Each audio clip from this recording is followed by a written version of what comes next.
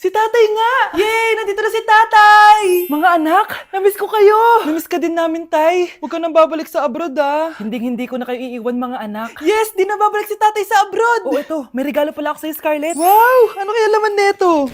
Eto naman, gumastos ka pa. Hayaan mo na, mahal. Ngayon lang ako nakabawi sa mga anak ko.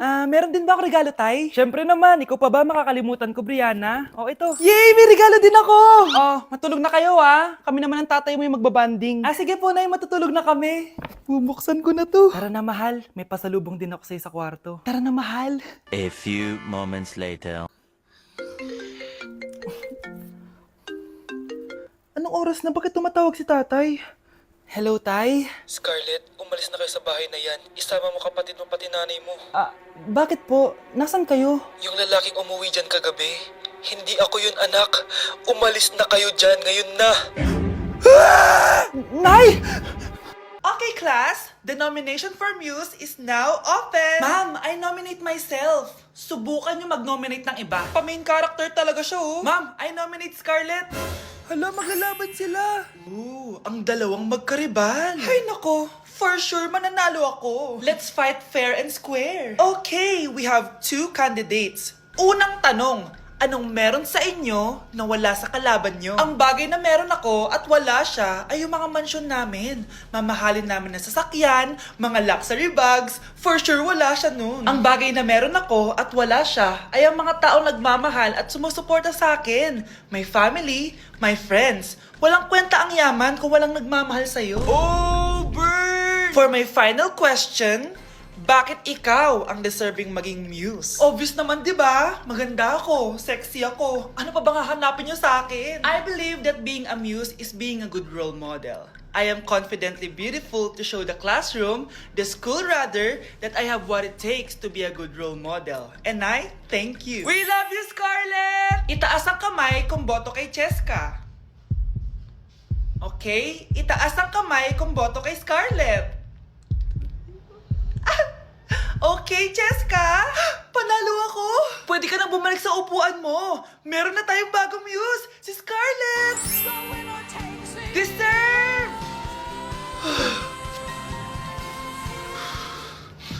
Hello? May ipapatumba ako sa'yo. Okay, class, settle down. Ibibigay ko na yung mga exam nyo. Okay, get one and pass.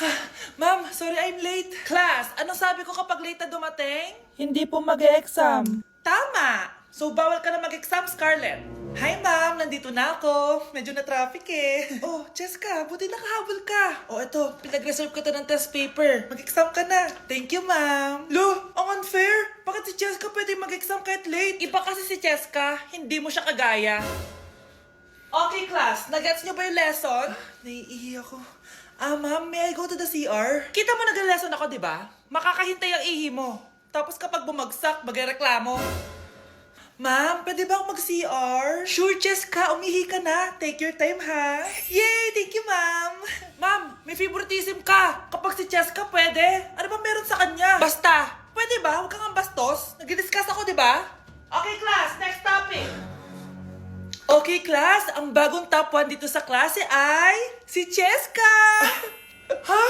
Ma'am, paano siya naging top 1? Ako yung pinakamataas na grade sa aming dalawa. May mga special grades kasi siya at wala ka nun. Anong special grades? Yan ba yung pagbibigay sa'yo ng pera ng magulang ni Cheska? Kaya siguro favorite mo siya. Ano pinagsasabi mo, Scarlett? Alam ko namang mahirap tanggapin na natalo kita. Hindi ka patitigil, Scarlett, ha? Gusto mo dalhin kita sa principal's office? Sige, punta tayo sa principal's office. Ipapakita ko lang tong chat nyo ng magulang ni Cheska. Ito ebidensya, oh. Nagbigay sila ng 100,000 sa'yo. Burahin mo yan! Humanda kayong dalawa sa akin. Nandito ako sa Japan ngayon at titikim tayo ng Japanese convenience store snacks. Hulaan niyo kung saan ako pupunta, walang gato sa Pilipinas. Grabe, the best talaga ang 7-Eleven sa Japan. Parang lahat ata ng gusto mong bilhin nandito na. Sobrang dami! Let's try this, oh. Ano kaya to? Mukha siya mochi. So, let's buy. Oh, may brulee sila, guys, oh. Siyempre, add to cart. Parang sikat din to. Kainin natin, guys, tara. Add to cart. Yakult ba to? Ang laki ng Yakult nila dito, oh. Add to cart. May Japanese, oh. Arigato. Tikman na natin. Una natin titikman itong pudding.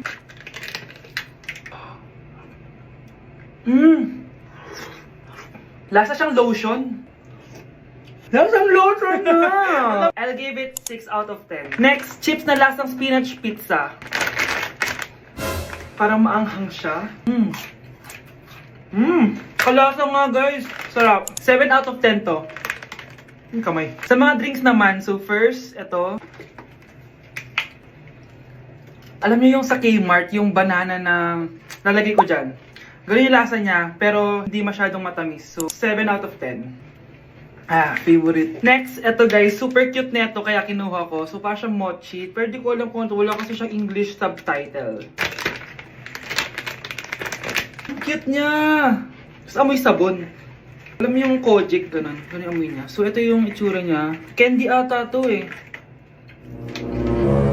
Para kang ngumunguya ng sabon. 3 out of 10 ka lang, be. Okay, next, itong Pringles na lasang chicken barbecue. May ganun. Amoy na natin. Amoy biryani. Actually, masarap siya. Alam mo yung biryani na chicken, gawin yung lasa niya pero Pringles. 7.5 out of 10 to. Next, itong Jollibee na parang sweet potato. Ano natin? Mukha talaga siyang fries. Ayan. Parang nanak malasahan sa lahat ng mga kinain ko. Masarap siya, pero wala siyang lasa. Go. Yan. 5 out of 10. Hindi ko siya bibilin ulit. Next is yung dessert natin, tong brulee. Brulee? Ayan, ayan yung tsura niya guys. And alam ko, binabasag to. Yun o. Ayan, oh, ayun o. Ang tamis masyado. Tamis. Favorite niya to eh. Okay, last natin is yung Yakult. Lasang Yakult. Yung mas marami lang. So yun lang naman. Kung gusto nyo ng part 2, mag-rate pa ako ng ibang Japanese food dito. So comment lang kayo sa baba.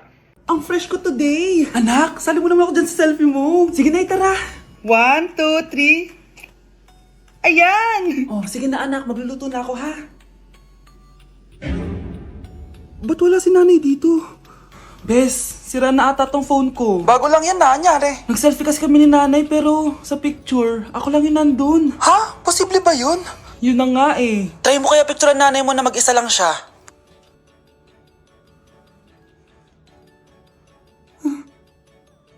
Wala talaga siya.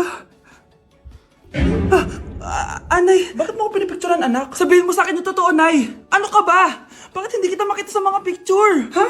Patingin? Oh, nandito naman ako ah. Ano sinasabi mo anak? Alam mo anak, kumain ka na doon. Gutom lang yan. Scarlett, mag-ingat ka sa nanay mo. Ha? Bakit po tita? May malalim na dahilan kung bakit hindi siya nakikita sa picture. Alam niyo po yung tungkol dun? Sige na, baka makita pa ako ng nanay mo. Kaaway ako nun. Tita! Oras na para malaman mo kung sino ka talaga, Scarlett. Mukha ka na namang stress anak. O eto, mawawala yung iniisip mo. Ano to, Nay? Gatas lang yan, ano ka ba?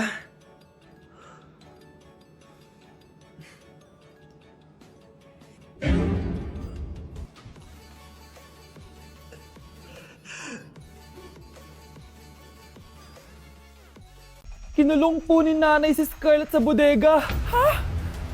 Anak? Anak? Walang iya talaga yung tita mo. Anak, sorry kung ngayon na ako nagpakita.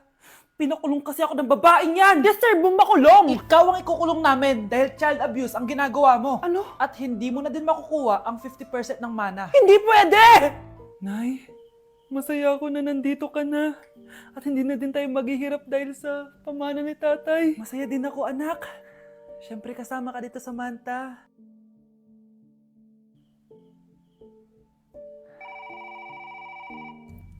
Ano ba? Bakit tawag ka ng tawag, ha? Oo, wala silang kaalam-alam. Sige na, baka mahuli pa tayo. Sa wakas, sa atin na ang mana. Maghahati tayo dito. Palayasin mo na yung mga batang yun, ha? Ako bahala. Ang galing talaga natin magpanggap date.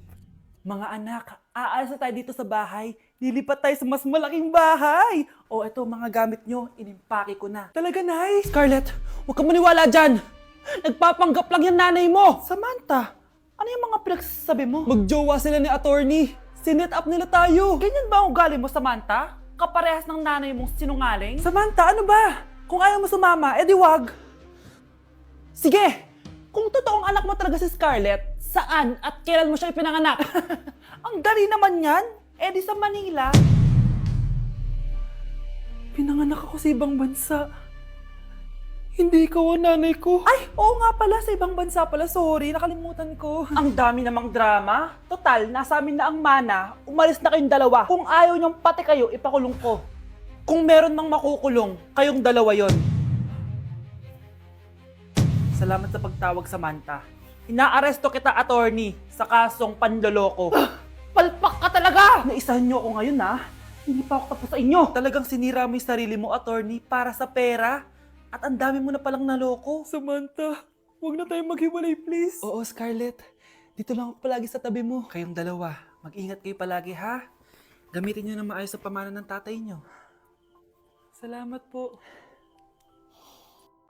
Mukhang mainit na naman yung dugo niya.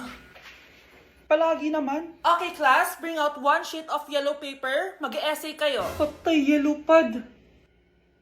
Ah, be, Scarlett, pingin naman ako niyan. Ayoko! Last week ka pa, ha? Ikaw na nakaubos ng yellow pad ko. Ha? Bumili ka kaya? Sorry. Class, pass your research paper. Last week pa yan. Ma'am, eto na po yung akin. Oh, Scarlett, nasa yung mga grupo mo? Tinanggal ko na po. Ha? Ba't mo kami tinanggal? Yung mga pinapasa mo, walang kwenta. Binigyan na kita ng chance, di ba? At ikaw naman, Samantha, hindi ka naman nag-send ng GC, di ba? Oh, kayong dalawa. Gumawa kayo ng sarili yung research, ha? Bes, paano na tayo niyan? Pinapainit niya talaga dugo ko, Bakit kaya palagi mainit yung dugo ni Scarlett? Baka mabigat lang yung pinagdadaanan niya, be. Miss, sorry. Okay ka lang? Ano ba yan? Kasi tumitingin sa dinadaanan eh. Bes, tignan mo. Bulag ka ba, ha? Kita mong dumadaan ako dito tapos babanggain mo ako? Wow! Maldita ka! Kala mo di kita papatulan? Oh, bakit? Porket cute ka? Porket type kita? Ayun, love life lang pala kailangan niya. Nakakakilig sila, bes. Type niya daw ako. Nakakainis, ba't ko ba nasabi yun? OMG, grabe yung baha, oh. For sure, marami naman nakurakot si Dad. Paldo! Oh, Cheska, ba't ang aga mo? Di ba traffic kasi baha? Ay, opo ma'am, baha nga po eh. Kaya pinag-helicopter na ako ni Daddy para safe ako. Kawawa nga po yung mga tao eh. Wow, sana all. Yes Daddy? Opo, nandito na po ako sa school. Yung baon ko 1 million ha, send mo na. Ha? 1 million yung baon niya? No! Binasa mo yung Chanel bag ko!